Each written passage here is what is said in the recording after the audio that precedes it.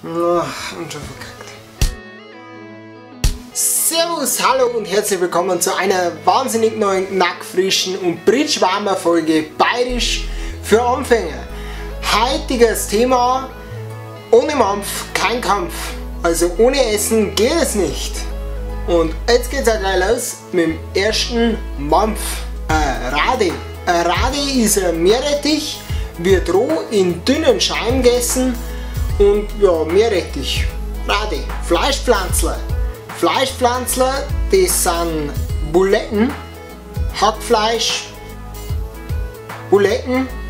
Manche essen das als Burger auf einer Semmel, aber bei uns heißt das Fleischpflanzler. Die werden dann auch gerne mal mit einem Äpfelsalat gegessen. Ein Äpfelsalat ist ein Kartoffelsalat, das ist übrigens eine meiner Leibspeisen. Ein Erdäpfelsalat, das ist dann auch gleich wieder das nächste, kann verschieden zubereitet werden, mit Schnittlauch, mit Speckler, mit Mayonnaise, da gibt es 100.000 verschiedene Varianten, aber Erdäpfelsalat, das ist ganz was Feines, glaubt mir das. Dann haben wir im Angebot einen Leberkäse. Ein Leberkäse, das ist ja weltberühmt, das ist ja ein Traum. Ein Leberkäse, das ist ein Leberkäse-Semmel, da glaube ich mache ich noch ein extra Video, weil ein Leberkäse, das ist ja Nahrungsmittel Nummer 1, das ist, ohne das, da kannst du eigentlich gar nicht überleben. Wer in seinem Leben noch kein Leberkäse-Semmel gegessen hat, macht's das. Kommt's nach Bayern, esst ein Leberkäse-Semmel, das ist ein Traum.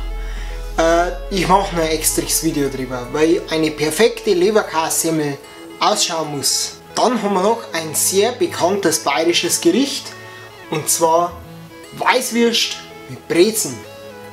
Weißwürst, das sind weiße Würst, weil der Name schon sagt. Die tut man zuzeln, das ist die Art, wie die gegessen werden. Da denke ich, mache ich aber auch nochmal ein extras Video drüber. Als Beilage zu die Weißwürst gibt es immer Brezen und einen süßen Senf. Und nichts anderes. Und schon gleich dreimal kein Ketchup. Dann gibt es natürlich, wer hätte das gedacht, einen Obersten. Ein Oberster ist ein Brotaufstrich mit Käse. Wer das nicht weiß, hat meine Videos noch nicht gesehen. Schaut mal in der Playlist Bayerisch für Anfänger, Oberster. Dann wisst ihr das definitiv. Der kann manchmal sehr nach Kümmel schmecken, ist aber nicht immer der Fall. Dann gibt es in Bayern und ganz speziell in Franken oder Nürnberg Bratwürste, also Bratwürste.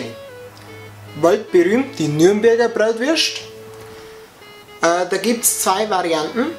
3 im Weckler, das heißt 3 Bratwürste in der Semmel. Oder 6 auf Kraut.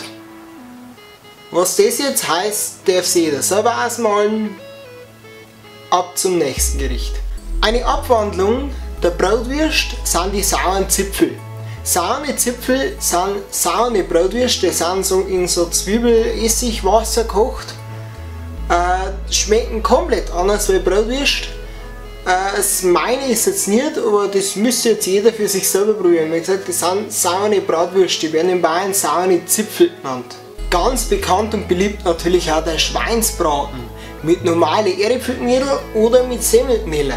Semmelknödel, ich weiß jetzt nicht, ob es das außerhalb von Bayern so typisch gibt. Semmelknödel, das sind so Knödel aus Semmeln, also Semmelbreusel, also zerhäckselte Reste von getrocknetem Brot und oder Semmel,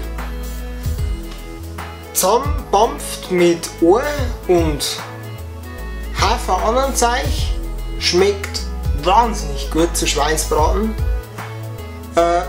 Ja, wie soll ich das erklären? Das müssen wir mal ausprobiert haben. Zu guter Letzt haben wir dann noch Maultaschen. Die gingen schon wieder leicht in Richtung Schwaben.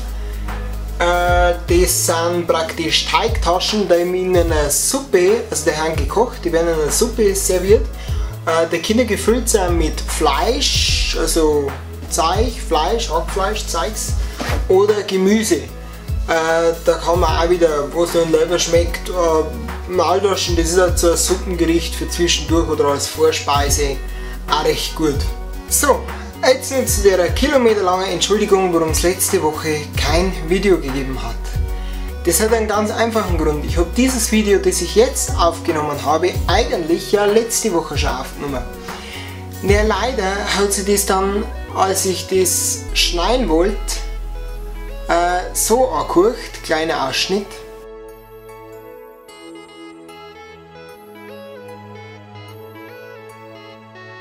Ja, und in Stummfilm-Business, da will ich halt jetzt doch noch nicht so ganz einsteigen.